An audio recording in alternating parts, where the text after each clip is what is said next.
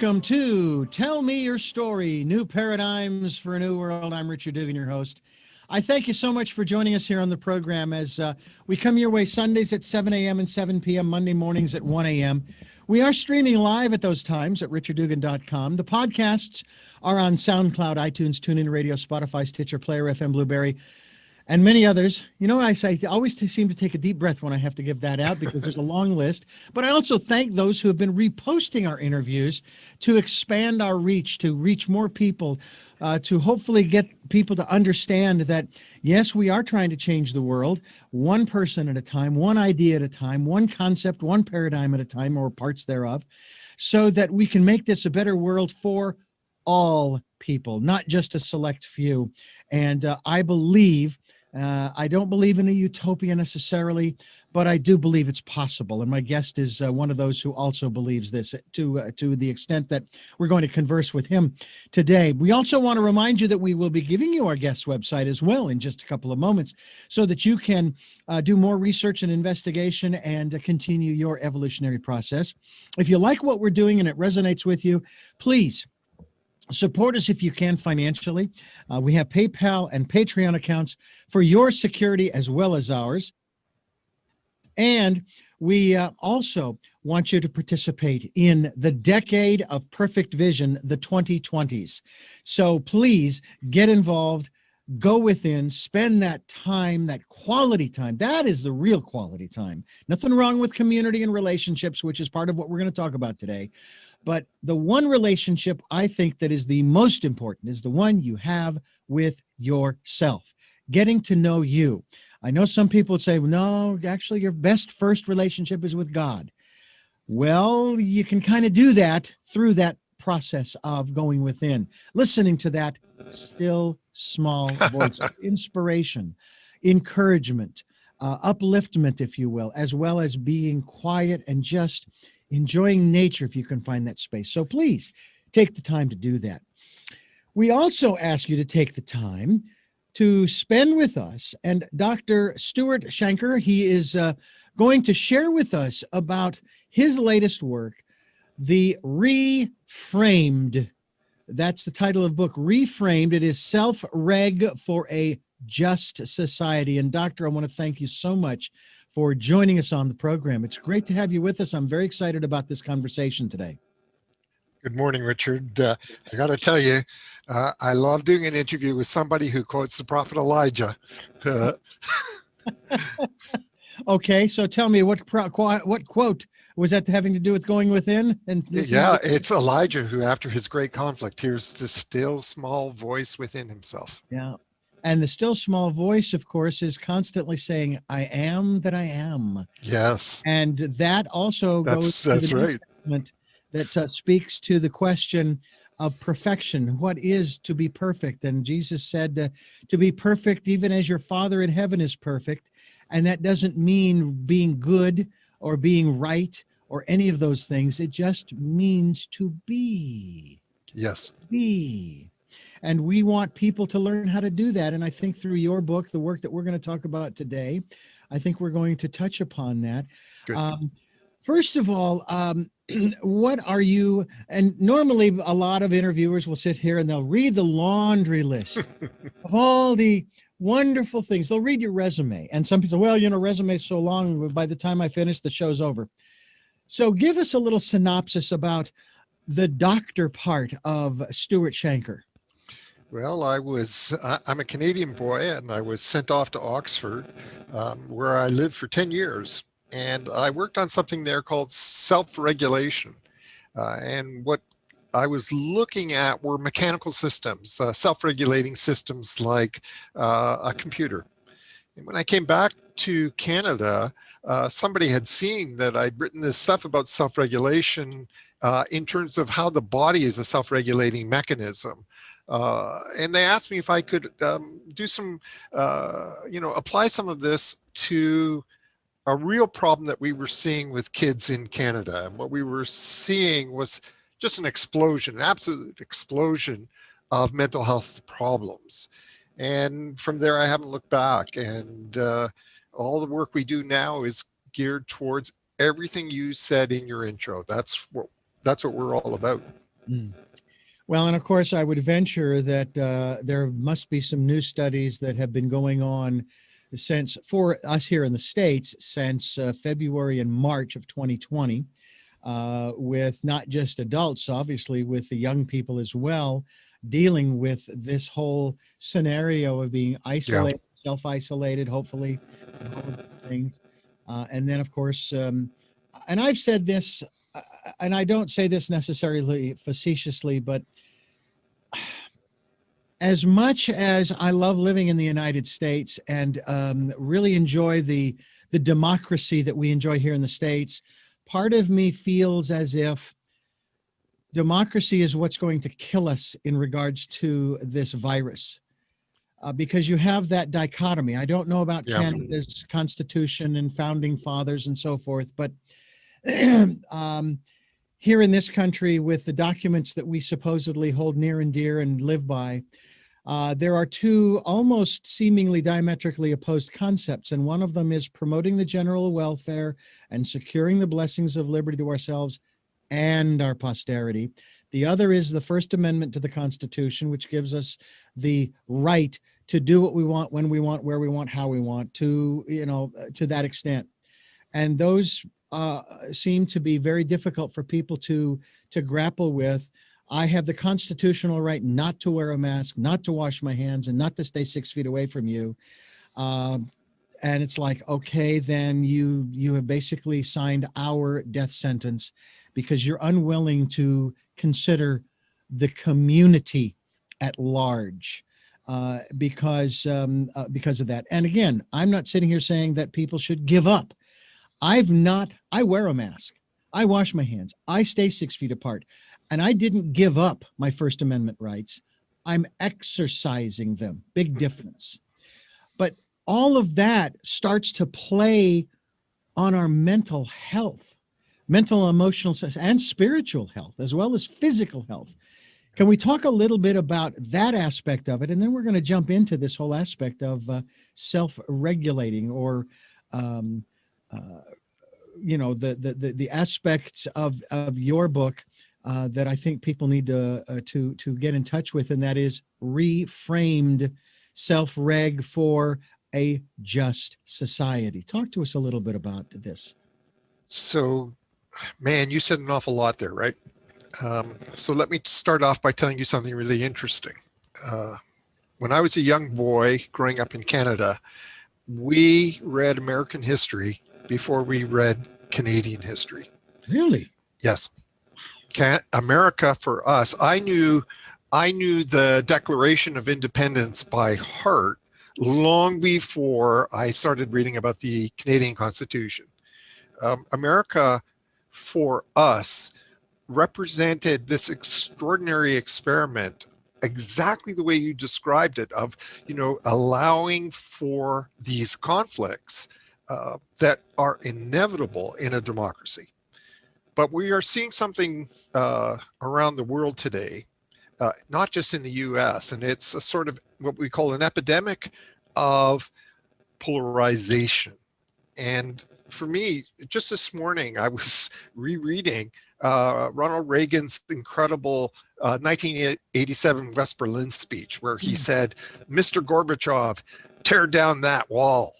And here we are, where our slogan today is "Build a wall." And what Reagan spoke to was the primacy of truth, freedom, and faith. And these are the three values that we risk when we go so extremely polarized. Now, what I wanted to mention was this is happening around the world. Polarization is, and so what's going on? Why has this happened? Why has this happened since the fall of the Berlin Wall? And the reasons are complex, but one of the primary goals of that book you just mentioned, Reframed, Self-Reg for a Just Society, is to begin to tear down the walls that we have, to begin to potentiate the extraordinary potential of every individual, but also for a person like me, of American society. I am a deep believer in America. And so one of the things we're after here is, it's, I don't want to spend too much time. Why did this happen? I really want to focus on where do we go from here? Yes. How do we deal with all this? Yeah, absolutely. Yeah, there's no point in why did this happen? It's here. Uh, Yes. and people who are sort of fighting the process and complaining and moaning and groaning. What I find interesting is, and this is one of the reasons why I've done my utmost not to get myself mentally and emotionally transfixed by the Good word. polarization. And that's Yeah. not to say that I don't have some, what I consider very logical arguments, when conversing about these things. Yeah. But I want to spend my time and my energies doing what I'm doing here with Love it. you, Love it. and that is sharing these ideas so that we come up with some solutions. We want what we present on this program, Doctor, is choices and Yep. knowledge of those choices to help make our dreams, all of our dreams, come true. I believe it's possible for all 8 billion of us to achieve that in whatever fashion we want. I agree. And I will tell you that we were watching a news story, I think it was documentary, what have you, in Nepal, that was going on in Nepal. And this is actually indicative not just of Southeast Asia and these other parts of the world, Africa in particular, where you see these levels of what we perceive, what we judge as impoverished areas. Okay. And yet the people Yeah. are wearing the most vibrant colors. Yeah. They seem to be Yeah. very happy individuals if they're only making, as we judge the system and the economics, they're making $1 a day or $1 a week or $1 a month. Doesn't seem to faze them. If that's the way, or even in the Amazon jungle, we come across indigenous peoples, tribes. They don't have any of the 20th century trappings, okay? Yep. And yet they're living their lives and enjoying and raising their families and teaching their children to grow up to be, if you will, productive members of society and so forth, which is really where we want to go next here on this program with you, Doctor. Yep. And that is, let the peoples of the world who are living their lives and enjoying what they're doing, and quite honestly, if it's my correct observation, thriving. And here we are in developed countries, and we're just surviving, living from paycheck to paycheck, stressing over, are we going to have enough food on the table? Am I going to be able to pay the building costs for rent or mortgage? Am I going to be able to put gas in the vehicle? Can I even pay for the vehicle? And the list goes on. And we consider ourselves progressive. Yep. And there's something missing, and that's what you're talking about in Reframed. Yes. So let's start from the beginning. How did you come to the awareness that we needed to be reframed, and especially going into this direction of social justice? Well, the answer is, it's kind of a common answer. I had great teachers. That's always good. I Yep. did too. And I grew up in the 70s where the schools, public school, which is what I went to, was criticized like you would not believe. But I had some wonderful teachers. Tell us about some of the teachers and some of the lessons that were indelible and that have stayed with you to this day. One of the very first lectures I had by a famous physiologist at Oxford was he wrote on the board, "What is stress?" And so I thought, oh, that's an easy question. So I, like everybody else, I wrote down a couple of answers, and I said, well, it's the pressures of money and time. And really what I was describing were, the kind of popular culture understanding of this concept. And then he took us through the history of the concept of stress, and it just blew me away. And ever since then, I was hooked.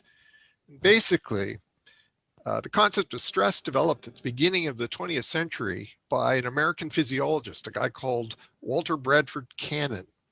And what he was interested in were physical stresses. So the stress of wind on an airplane wing, the stress of the ground moving on a concrete building. So a stress, in his definition, was anything that requires the brain to burn energy so that we can keep functioning.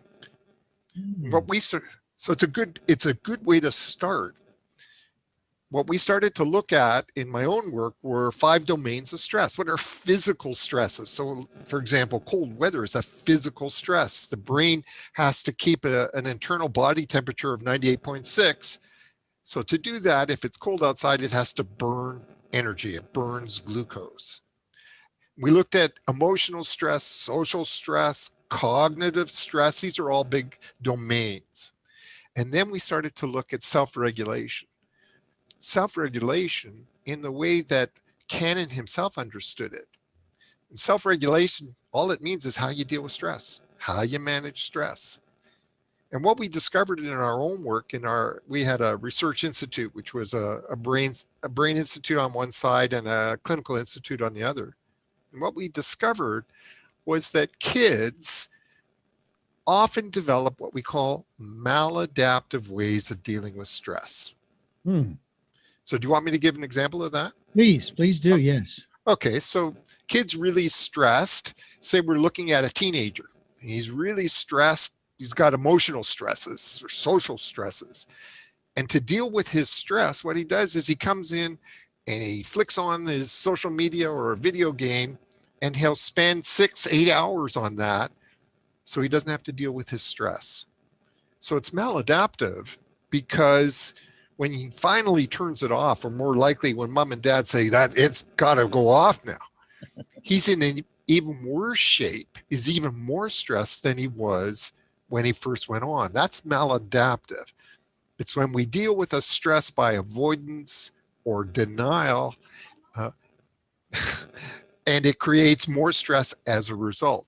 Hmm. So what we look at, what all our work is about, is how can we shift kids at all ages, starting from around the age of 3 up until around the age of 24, how can we shift them from maladaptive to growth promoting ways of dealing with stress? Hmm. Then we made, I'll just say one last thing and then I'll pause. Then we made one big discovery, and it's where you started. We can't do this work unless we start with mom and dad, unless we start with the teacher. They're overstressed. We're all overstressed. One of the big differences I've done a lot of travel around the world in earlier work, and I saw exactly what you described in Nepal. I saw joyousness that I didn't see when I came home. And what I saw when I came home were levels of stress, hidden stress, stresses that we didn't recognize that were making us miserable. Yeah, and it's interesting how we have been hearing this, obviously the word stress and all of that, anxiety, depression, blah, blah, blah, blah, especially during this period we've been going through. I have Yeah, sort of euphemistically referred to it as the COVID era. yeah, yeah, Which eras come and they go. So this yeah, will go, this will yep, pass. And yep. whether we go back to quote unquote normal, or we go back to the other overused phrase, a new normal, the one of the things that I was thrilled about back in January and early February when they started to make the decisions to shut things down was, thank God they're going to do something different this time. Because every year as a kid growing up and into my adulthood, when the influenza would roll around, I kept saying, shut the airlines down for 2 weeks, Yep. and it'll be over. And we won't lose the level of productivity that we lose every time the Yeah. influenza rolls through this country, or any Yeah. other country for that matter. Yeah. And so this time I said, okay, it may not be easy to do, but the reality is, using Einstein's phrase that insanity is doing the same thing over and over again, Yeah. expect a different result. This time we're doing something different, which absolutely positively means 2 things. Number one, that when we come out the other side, we're going to get a different result. Whether we like it or not, it's a whole nother issue, but it's going to be different. And number two, that also thrilled me, and I had no clue that it was going to affect me in the way that it did. There would be opportunities that we didn't even Yeah. know in January and February that were going to pop up for people across this country, Yeah. that were going to change their lives, not just the virus, but the opportunities that will come up because of it, or maybe in spite of it. Yeah. I was never interested in doing video. Never. Radio to me That's is interesting. it's instantaneous. Yeah. Okay. It's instantaneous. I can jump in front of the console. I can interview you over the phone, and it's recorded, and boom, I can put it on the air, or we can do it live. Yeah. With video, I've got to set things up. I got to make sure my background is good. I have to make sure your audio and my audio are good, and all of those things before we can even get started. Yeah. And there's that delay in my mind, it just slows things down. Yeah. I'm editing video now. Yeah. And now our programs are not just on the podcast locations, but we're on YouTube. Yeah, it's a great point. This is going to be viewed by people all over the place. So now there's that one. So those were the two things that really struck me, that enthused me, that excited me, in spite of all of the negative energy coming from the TV, the radio, the newspapers, and other people about and complaining about what was happening, rather than stopping. And again, I understand about the grieving process. Everybody grieves differently, and it takes as long as it takes. But I would try to tell people, try to look for the opportunities. Our lives are not over, hopefully, and hopefully we don't catch this virus. And if we do, hopefully we don't die from it. And, as this, I received this poem I have on a poster in my home when I was 21. And it was a poem called Why Worry? And it goes through all of the different phases of, why worry? You're either going to stay healthy or you're going to get sick. And if you stay healthy, you have nothing to worry about. But if you get sick, you only have two things to worry about. You're either going to get better or you're going to get worse. And if you get better, nothing to worry about. If you get worse, you only have two things to worry about. You're either going to live or you're going to die. And if you live, you're not going to have anything to worry about. But if you die, you only have two things to worry about. Whether you go to heaven or whether you go to hell. And if you go to heaven, you don't have anything to worry about. If you go to hell, you're going to be too busy shaking hands with friends to worry. So that I kind of took that in. Let's talk about this whole aspect of self-reg, and you have an organization as well. And it's actually tied to Self-Reg Global, which is your website. And you have several different books in this genre. Self-Reg Schools, which is a handbook for educators. And you also have one called Calm, Alert, and Learning. And then there's another one here. It looks like Self-Reg. And there's one other thing I wanted to add, and I want you to dovetail off of this and jump into this whole aspect of this self-regulating for a just society. I have believed every time I hear the phrases coming from the news about our education system and the specific districts and so forth, we need to throw more money at it. If we don't, we're going to have to cut a lot of the elective courses. And I have been advocating that if you have to cut anything, cut the basics. Don't cut the electives. Because, and I was sharing this with someone, and they were dovetailing off of my comment. They said, you're absolutely right. Because if you keep music, you're going to learn not only about math, eighth notes, quarter notes, half notes, etc. You're going to learn about English, syntax, poetry, etc. You're also going to learn, people would find this hard to believe, about chemistry. How was that baritone made? Who designed the violin, the oboe, the cello, the drums, and the list goes on. You're going to learn about history because you're going to learn about the history of those instruments. And that's just the beginning. Physical education, running, jumping, basketball, sports, all of that. You're going to be getting, and guess what? What isn't it said too, Doctor? That children learn best something if it's put into a practical application. I mean, haven't we heard this many times? Yeah. When am I ever going to use trigonometry? So let's talk a little bit about the whole educational process of self-regulating. Well, we created another organization called the Merit Center back in 2006. And the very first decision that we made was this was going to be bringing self-reg into the school system. But we turned down the opportunity to have this government funded. Um, the problem when it becomes a large state organized institution or program Mhm. is you lose all the flexibility that you're talking about. So our idea was, let's just do this in a small way. We started it off in BC, British Columbia. Let's just do a small thing where I'll talk to 50 people, 50 teachers. The invite went out on social media. And I'll just talk about self-regulation in the school system. And I got a desperate phone call from the we have deputy ministers up here. So the ADM called me and he said, we got a problem. We got a couple hundred people who want to come to this thing. Is it okay with you if we change venue? I said, sure, I don't care. Well, eventually we had to move it to a theater and we closed it off at 1,000 because that was the limit. And since then, it exploded across the country. So it's all over up here in Canada. And the reason we set up Self-Reg Global was because of international interest. And here's the key. Anywhere we go, they have to fund this themselves. We don't take any money for it except to pay for our staff. Um, and what we teach them are 5 steps. And the first one is kind of the most important. And that is you've got to learn the difference between misbehavior and stress behavior. Mm. Yeah, it's a big one.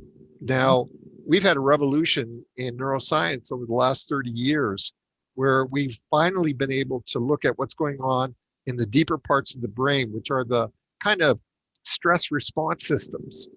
And what we've learned is that there's a big difference between Johnny, who's really trying to test limits, and Johnny, who is overstressed and failing because of it.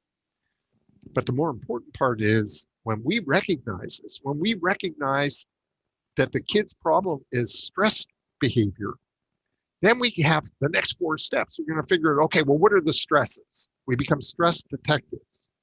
And we look at all 5 levels of stress. What we find is this poor little guy has a stress load that, and here's the big discovery that we made in neuroscience, shuts down the parts of the brain that he needs to learn, the parts of the brain that he needs to feel empathy towards another human being, even the parts of the brain that he needs to be aware of what's going on inside himself. So that leads us to our 3rd step. 3rd step is, okay, how can we reduce these stresses? So in our research institute, what we did was the only kids that we had were kids that were seriously overstressed.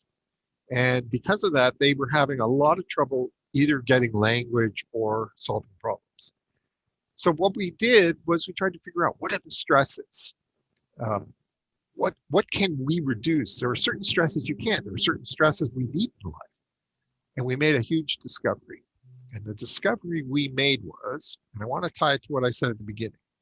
I told you that we're trying to shift them from maladaptive to growth promoting modes of self-regulation.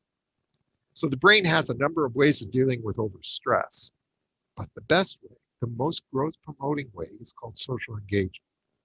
It's when we go to mom and dad, when we go to our teacher, or when they're older, when they're teens, when they go to a friend to help them deal with the stress.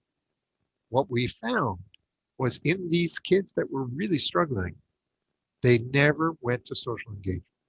They went to fight or flight, they went to the video game, some way of trying to avoid the stress, whereas mom and dad or a teacher are going to help you work your way through it.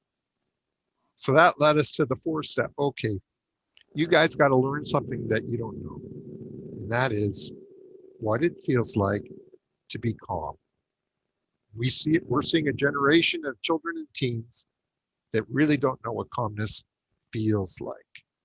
And if they don't know what calmness feels like, then they don't know what it feels like when they're getting overstressed.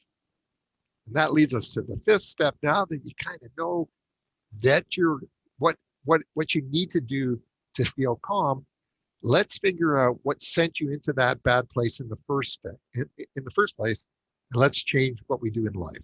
Those are the 5 steps of self-regulation.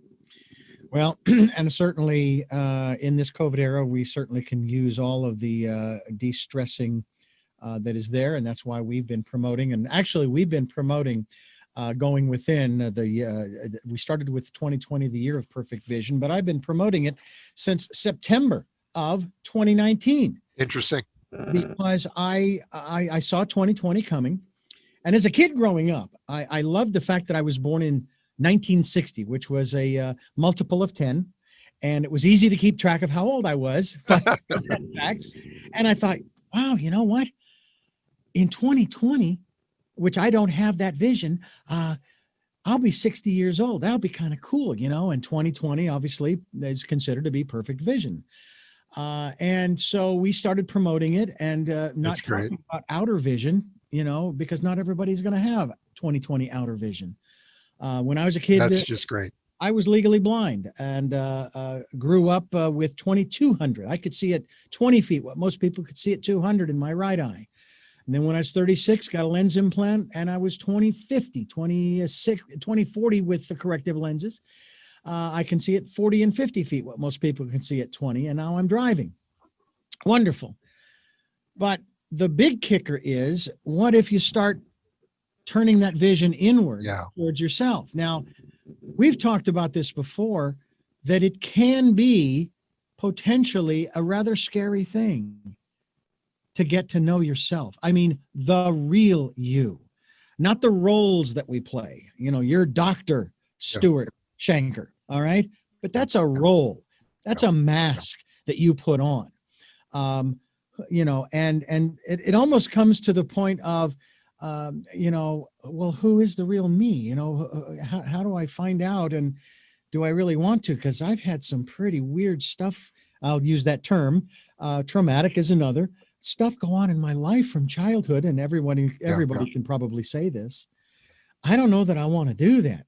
And I myself, doctor, I have been through a lot of personal growth and development programs in the 80s and 90s when I was in my 20s and 30s. And I was very happy I went through them because it did show me a lot about who I was. I think one of the most interesting things that epitomizes that is when my first wife and I, when we divorced and I went on to live my life, she says, well, you know, that if you don't deal with that particular issue that you've got a problem with, you're just going to carry it into the next relationship. Well, I did deal with it and I didn't carry it into the next relationship. Yeah. So that's what we're encouraging people to do is deal with who they are, because it's all of what we are, the light and the dark side, the shadow side, as they talk about. How do you address that aspect of a person when sort of reframing all of this into self-regulation for the individual? And we'll get into the community here in a moment, but again, how do you encourage someone to be willing? How do you encourage them to be willing to do that kind of work? Is there a way, or do they just have to come to it on their own? So this is getting pretty profound, right? And really, you're addressing the heart of self-reg. So let's go back to that example I gave you of that teenager who he's got this terrible stress and he has a maladaptive response where he doesn't have to deal with it. But the one thing we know is he needs to deal with it, or she needs to deal with it, and that's scary, and it's hard to do. But here's a secret about humanity that we really are starting to it's transforming how we look at how we function. We are all human beings are born premature, not just preemies, but everyone. We're born around 4 to 6 months premature. Yeah, Really? yeah, and it's So called 9 months. 9 months isn't the natural. no, it's called secondary ultraciality, Wow. and the reason is that at the moment of birth, there's just an explosion of brain growth. What's called synaptogenesis. The brain starts forming synapses, 700 new synapses every single second. So it's unbelievable.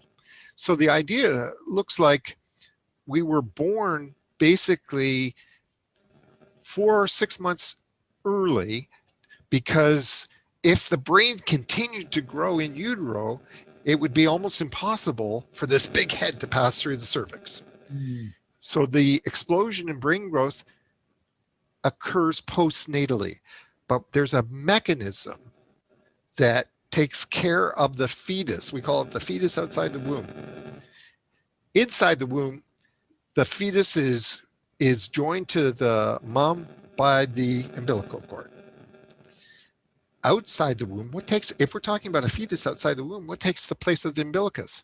And the answer is something called the interbrain. And the interbrain is like a wireless Bluetooth connection between the caregiver's brain and the baby's brain. It's an intimate hookup. So it's not just that the caregiver is reading what's going on inside her baby, she's feeling it. And likewise, the baby is communing with the caregiver. This connection, this interbrain, is between what I described before as the deep part of the brain. It's called the limbic system. It's a limbic system to limbic system connection that enables this part of the brain, the thinking part, the speaking part, to grow. Mm-hmm. The cool part in all this is that interbrain remains fundamental for our well-being throughout our life, our entire lifespan. So what we have found is, for example, in work done with the elderly, when they are isolated, when they have no interbrain, they have all kinds of mental and physical problems. When we reestablish an interbrain connection in their lives, those medical and physical problems decline dramatically. So you asked the question at the beginning, how do we work with, say, a teenager who's got to confront really, really hard problems, emotionally hard problems? And that's where the interbrain is vital. Mm. So Now, what, if I go may, ahead. you mentioned the caregiver. Yes. That is exclusively the mother, or No. because we have, my ex-mother-in-law Yeah. was a neonatal intensive care nurse. Yep. And worked there for many decades. Yep. And it was very interesting to hear the work that she does. Okay, so it is not exclusively the mother. It could be whoever is caring for the infant. And I'll take it a step further. That's a huge point. And I'll go a step further. That kid is going to have interbrain relationships, connections, his whole life growing up. He's going to have an interbrain connection with his teacher, with his coach, with his music instructor. These interbrains are a fundamental aspect of dealing with stress, especially stress that's too great for him to handle on his own. So now we'll take that teenager who's really, he's worried about, is he attractive? Does he have any worth? How did you start us off today? Who am I? Who am I? All of these existential problems. And for some teens, it's too much on their own. They need that interbrain. Now, who that interbrain may be, it could be an adult, it could be mom and dad, it could be a friend, but it's too much on their own. Where we see problems like what you mentioned, problems with anxiety, invariably, these are kids who feel isolated, socially and emotionally isolated. And so what we do when we work with them is reestablish some sort of relationship that they can turn to. So Does this work? Yes. Does it always work? Yes. Is it easy to do? Never. Now you talk about this Bluetooth connection to the Yeah, that's internet. right. Okay. Does this have anything to do with our spiritual connection? I use the example from Star Trek of the Borg. Yeah. All right. They're individuals, but they're all hardwired to communicate with one another. But each one of them has a different task towards the collective overall goal, whatever that happens to be. And so that's why I look at what for example, you and I, we're individuals. And yet we're doing our individual work towards, as we have come to an agreement here, is towards the same goal, making life better for everyone. Your method is your method, mine is mine, but it's still part of the big picture in that regard. Is there some kind, is that something that's been researched, or even if it can Yep. be in that regard? Is it even scientifically measurable? Yep. Yep. Yep. Yep. Yep. Okay. Okay. Okay. So we have. I didn't. I didn't know how much neuroscience to do today, but we have a brand new concept, Okay. and it's called neuroception. Neuroception. So we distinguish between levels in the brain, the upper level, which is the level that we use for perception, and this lower level that I'm talking about, this limbic system, which is the level of neuroception. The limbic system is constantly scanning every human being. Are you a source of safety? Are you a source of threat? And it does this. It does this without our even knowing that we're doing it. So you can meet somebody, like the moment I saw you, I liked you. There's something about your face that makes, I hope everybody else is looking at you now. It's a face that inspires trust. There are other faces that make, your limbic system says, oh my goodness, be careful. Let's take this back to where you started us today with the polarization of your society. What happens when you get really polarized is the two sides do not trust each other. They do not feel safe with each other. And those are the messages that they're sending. The message is, I don't trust you because you're not one of us. I want to relate this, since you started us off with the Psalms, let me relate it instead to the book of Exodus. Okay. So in Exodus, you've got this group of 600,000 Israelites, and we're told that they are incredibly fractious, this burdensome, bothersome people. Yet somehow at Mount Sinai, they speak with one voice. They speak with unity. And there's that famous line, I can't remember the number now, I think it's 24/7, but they say, we will do and we will listen. That word listen is the main theme of Deuteronomy. It gets repeated 92 times in Deuteronomy.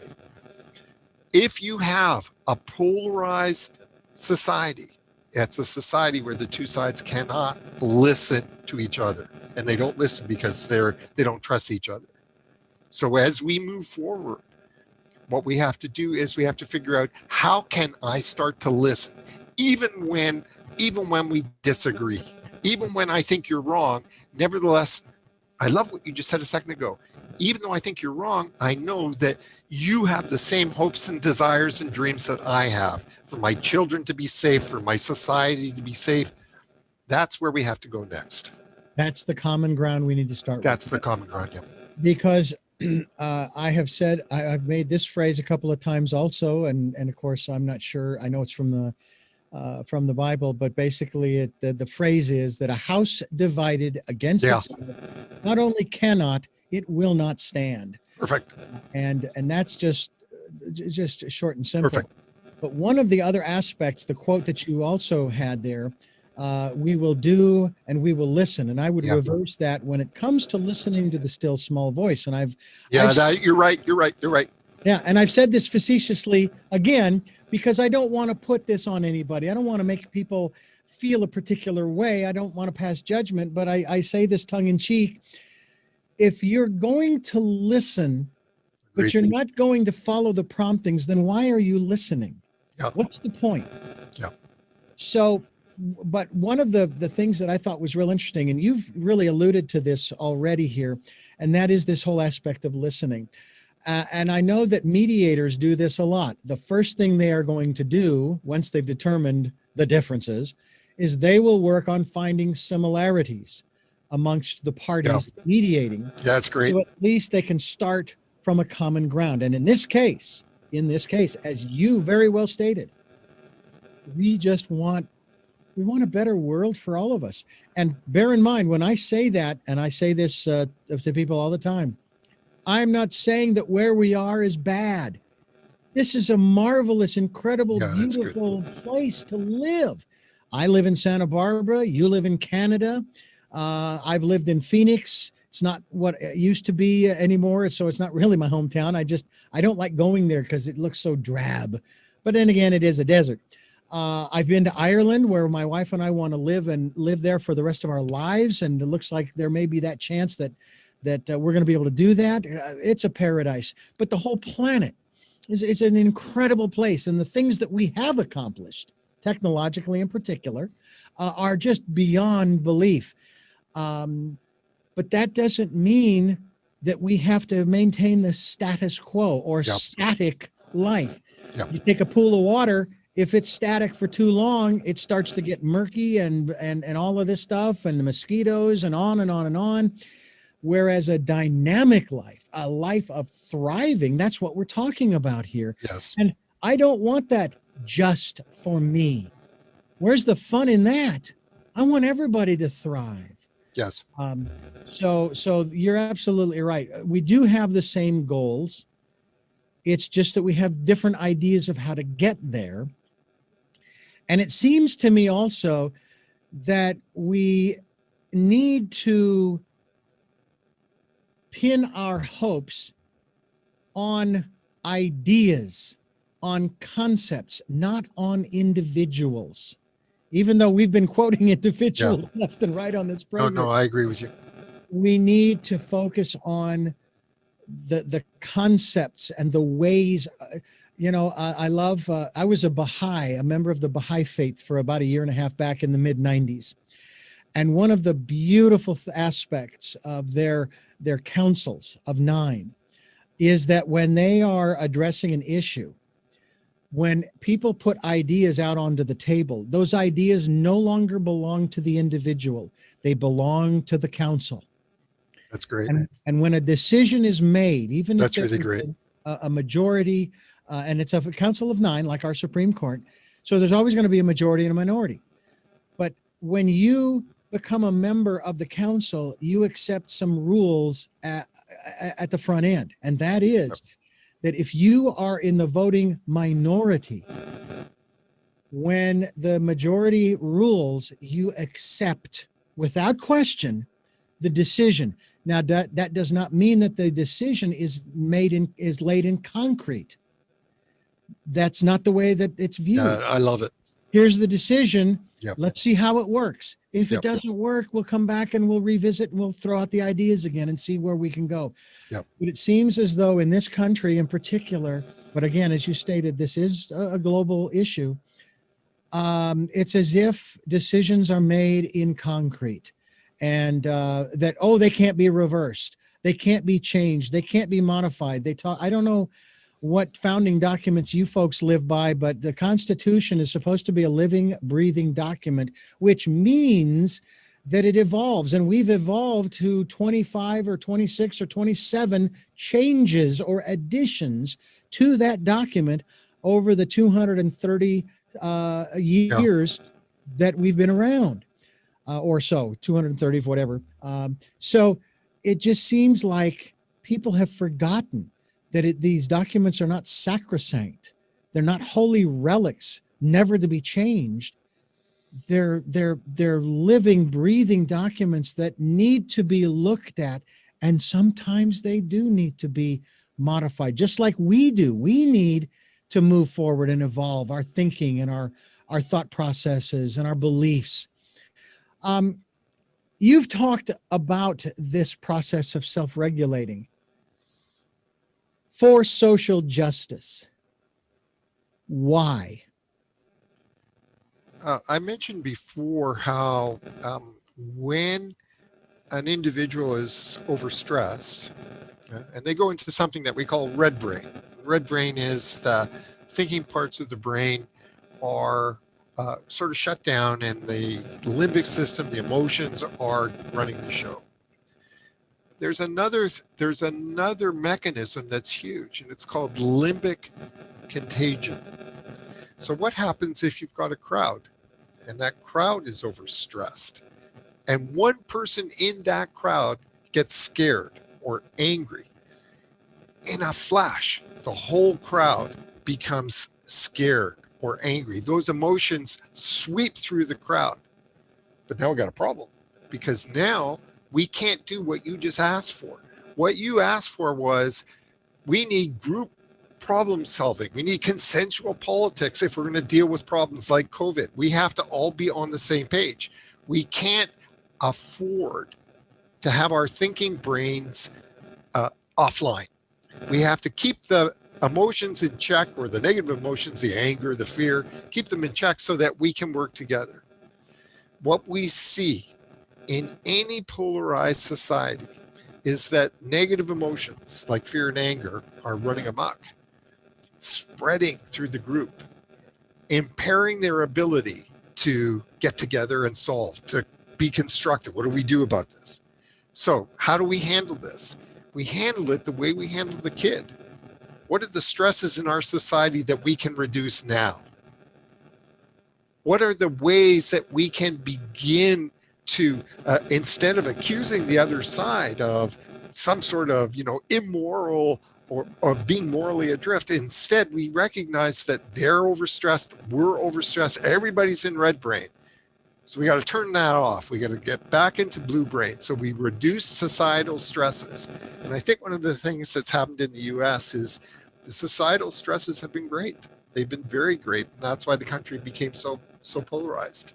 So now what has to happen is the country needs to soothe. And let me give you one example, okay? I was watching, when I was writing the book, somebody sent me a copy of Bobby Kennedy's speech. I believe it was in Cincinnati the night that MLK was killed. So here's this explosive situation where we have riots that are going on around the country, and now Bobby Kennedy has to be the one to tell the group that Martin Luther King has just been assassinated. And so what he does is he comes out, and you can see this, by the way, it's on YouTube. He comes out and he speaks in a very calm and soothing voice. And he begins to appeal to the very values that you just described. And by the end, he has that whole crowd singing Saving Grace, Amazing Grace. So that's where we need to go. Let's calm everything down now so that we can do what you said, move forward. By the way, I think you're dead right. We need new concepts, and that's what self-reg is about. We're talking with Dr. Stuart Shanker, and we are talking about Reframed, having to do with self-reg or self-regulating. And I thank you so much for being with us here on the program. This is interesting because I don't think we've ever discussed this in this context before. It's certainly something we've discussed as far as ways of solving problems, but I don't know that there has actually been someone with a actual plan to help people to do this. And of course, we're not looking at taking anybody's rights away or anything of this nature. It's just so fascinating to me. And as I use that analogy of the Borg, and I often say that I don't know that Roddenberry necessarily considered that concept as far as our spiritual connection, but I'm a firm believer that there is a level of synchronicity. There have been television programs and movies that have dealt with this, where you'll start out with 4 separate individual, totally innocuous stories, separate from one another. And as the movie progresses or the TV show progresses, these paths of these individuals start to cross and affect the choices that they make, and on and on and on. And that is the kind of synchronicity. I mean, you just never know what's going to happen in any Like given moment, who you're going to meet, like you and I. like you and I. It's we've even discussed moving up to Canada, in that respect, just because we want to move to cooler climes. Santa Barbara is Oh no, I have to go with you on Ireland. It's my favorite country around the world too. North or south, I love them both. Absolutely. And we've only been as far north as Dublin, and actually a little further north of that, the Bowen Valley, where the Newgrange prehistoric sites and mounds are located. But one of these days, I shouldn't say one of these days. Soon, we're going to be able to travel all over that country, especially going up to Northern Ireland, to Belfast, to the Yeah. shipyard where the Titanic was built, historical kinds of things as well. But the people, Yes.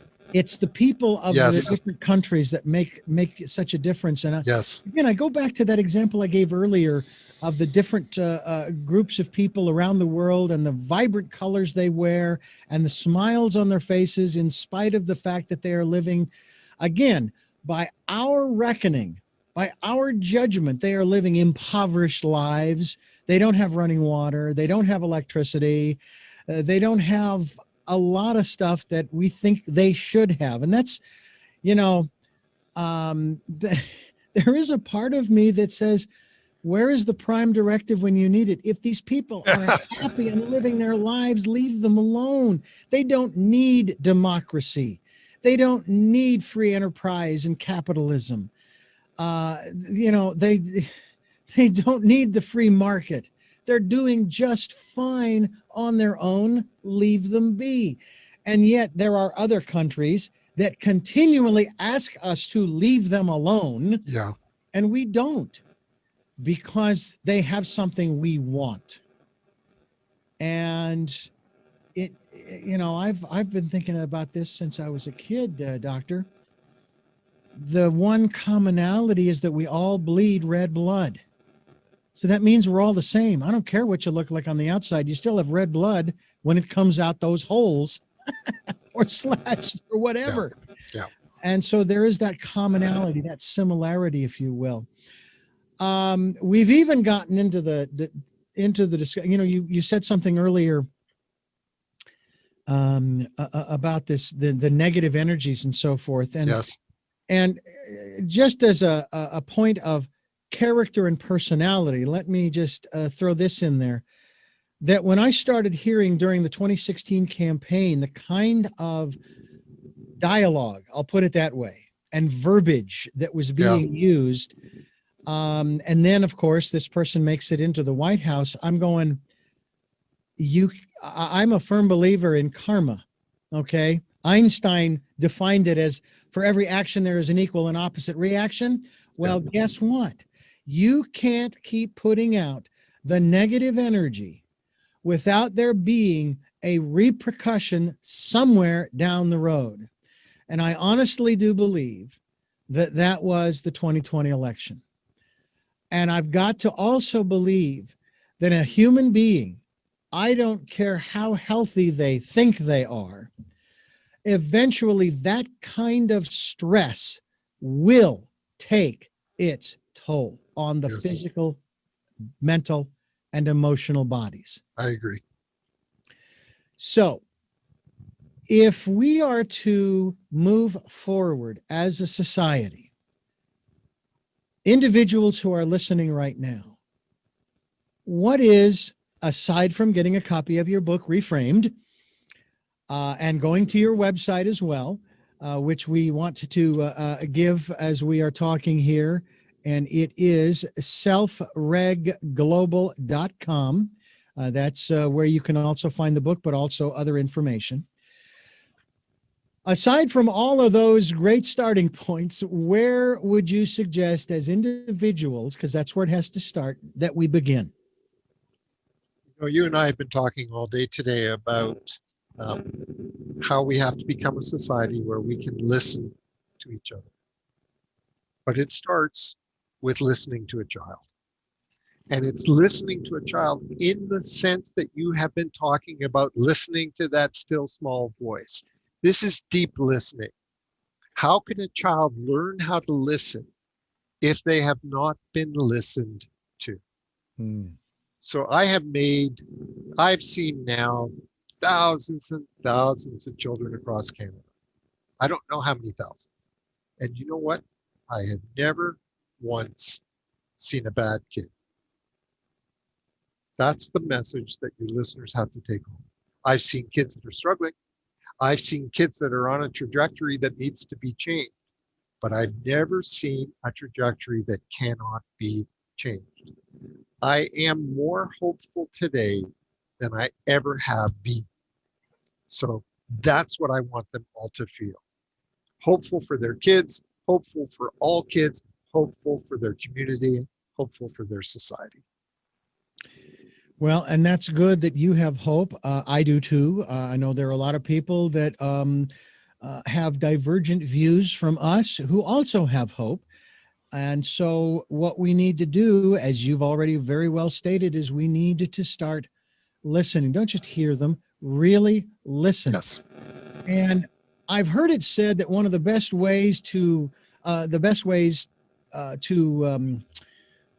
to speak, prove that you're listening is to sort of repeat to them. So I hear you saying and repeat it back to them. And if it matches up with what they did say, and I'm not saying word for word here, you put it in your own words, uh, and they agree with you, then, okay, then guess what? You were really listening. If they say, no, that's not what I'm saying, then okay, then say that. Tell me again. Okay. I realize this is that's frustrating great. to you, but tell me again what it is that you want. It's kind of like what I went through 4 phases with our the outgoing president. Back in 2016, I got sucked into the political quagmire. Took me 6 months, as I like to say, to get unsucked. And I started out by saying, teach me, thank you, teacher, for teaching me how not to behave. Phase 2 was, I forgive you, but more importantly, I forgive myself for allowing myself to That's get good. drawn into this mess. The third That's phase good. was, um, what is it that you are so afraid of that makes you behave the way and speak the way that you do? And I'm not asking you to change. I'm asking you to tell me so that I can understand That's just great. and move on. And now the fourth phase, I love you. You're a human being who deserves to be here just like everybody else. That's incredibly powerful stuff. No judgment. I love you, period. And I was talking with a woman about bullying in this regard, and she says that's what you say to a bully after they've said or done whatever. You just turn to them because they don't know what to do with that. Yeah, They're stymied. yeah. So I that's love it. I love it. yeah, Just a great way to end this. yeah. I want to thank you so much, Dr. Stuart Shanker, for joining us here on the program, sharing with us Reframed. Also, go to selfregglobal.com. We encourage folks to go there. We will be linked to your website as well, Doctor, so that people can learn more about you and the work that you're doing. And what was the name of that institute once again? The Merit Center, MEHRIT. That's Merit Center. that's self-reg.ca. self-reg.ca. Yep. We encourage you to go there, and we also ask you to stay tuned because I have 3 final questions for you. But before I ask those, I like to share with my listeners that I thank them for listening to the program. I do. I thank you for listening to Tell Me Your Story, New Paradigms for a New World. And just remind you that we are here Sundays at 7 a.m. and 7 p.m. and Mondays at 1 a.m. and all that is Pacific time. And we stream live at those times at richarddugan.com. And the podcasts are on SoundCloud, iTunes, TuneIn Radio, Spotify, Stitcher, Player FM, Blueberry, and other locations that you're reposting to. And thank you for doing that. If this program and others resonate with you and you'd like to be a part of what we're doing and you'd like to support us financially, we have PayPal and Patreon accounts for your security as well as ours. And please take the doctor's advice. No, you don't have to. Don't. And Apple's not going to keep him away from this advice to give to you, and that is go within, spend that time, get to know yourself, and take it slow. Okay. Because, yeah, it can be a little unnerving sometimes because you're going to come up with some things that you've been holding on to for a long time. But guess what? If you deal with them while doing that process, you're not going to hold on to them any longer and they're not going to bother you. So please spend that time. Find that still, quiet, peaceful, serene place to just relax, rejuvenate, re energize. I have three final questions. As I said, you may have answered them to some degree during the interview, but I'd like to ask them pointedly. And the first of the three is, who is Stuart Shanker? A father. That's it. What is it that you hope to or want to achieve through the work that you are doing now? A better world. And finally, what is your life's purpose? You know, Moses asks when he gets contacted by God, he says, Mi anochi, who am I? And I've spent 68 years trying to find the answer to that question. And I realize now that the answer is not who am I, it's who are we. I was asking the wrong question. Again, Stuart, I thank you so much, Dr. Stuart Shanker, for joining us. The title of the book, once again, Reframed, and we hope that you will go to his website and pick up a copy of Reframed. And it has to do with self-reg for a just society. And again, I thank you for listening to Tell Me Your Story, New Paradigms for a New World. We are giving you choices and knowledge of those choices to help make your dreams come true. And until our next broadcast, podcast, videocast, love to lol.